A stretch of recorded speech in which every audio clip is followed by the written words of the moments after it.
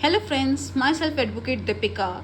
So today we will discuss case law regarding Harvey versus Facey जो कि हुआ था 1893 में. So this is very important case law. So इस case में हार्वे ने टेलीग्राफ किया फेजे को.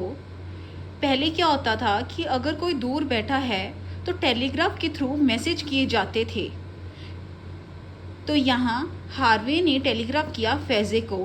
उसने उसमें 2 क्वेश्चन पूछे. Will you sell us Bumper Hall Pen. Bumper Hall Pen एक प्रॉपर्टी का नाम है, एक प्लॉट ऑफ लैंड का नाम था Bumper Hall Pen. And second question था लोएस्ट प्राइस, और उससे लोएस्ट प्राइस उसका पूछा बम्पर हॉल पेन का. यहाँ बम्पर हॉल पेन एक प्रॉपर्टी का नाम है. ओके. फेजे ने responded stating Bumper Hall Pen 900 pounds. Facey ने उसका आंसर दिया कि बम्पर हॉल पेन 900 पाउंड्स का है. Then Harvey immediately sent his last telegram to Facey. Harvey ने एकदम से फेजे को टेलीग्राम भेजा और उसमें लिखा we agree to buy Bumper Hall Pen for 900 pounds. उसने कहा कि मैं तुम्हारा बम्पर हॉल पेन खरीदने के लिए रेडी हूँ 900 पाउंड्स का, जो उसने प्राइस कोट किया था. Facey then stated he did not want to sell. Facey ने कहा कि मैं बेचना नहीं चाहता हूँ. इस केस में क्या होता है कि हार्वे ने टेलीग्राफ कर दिया फेजे को कि बम्पर हॉल पेन क्या तुम बेचना चाहते हो और उसका प्राइस क्या है. फेजे ने उसका आंसर दिया कि बम्पर हॉल पेन का प्राइस 900 पाउंड्स है. हार्वे ने फेजे को कहा कि मैं खरीदने के लिए रेडी हूँ 900 पाउंड्स का. But Facey then stated he did not want to sell. उसने बेचना नहीं है ये बम्पर हॉल पेन.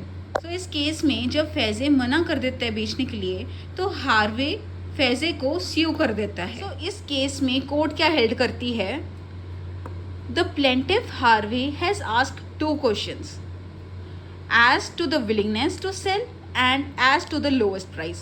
तो हार्वे ने इसमें 2 क्वेश्चंस पूछे, क्या वो बेचना चाहता है और उसका प्राइस क्या है.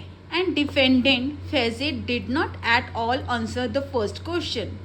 फेजे ने उसके सेकंड क्वेश्चन का आंसर दिया था कि 900 पाउंड्स का है, बट उसने पहले क्वेश्चन का आंसर नहीं दिया.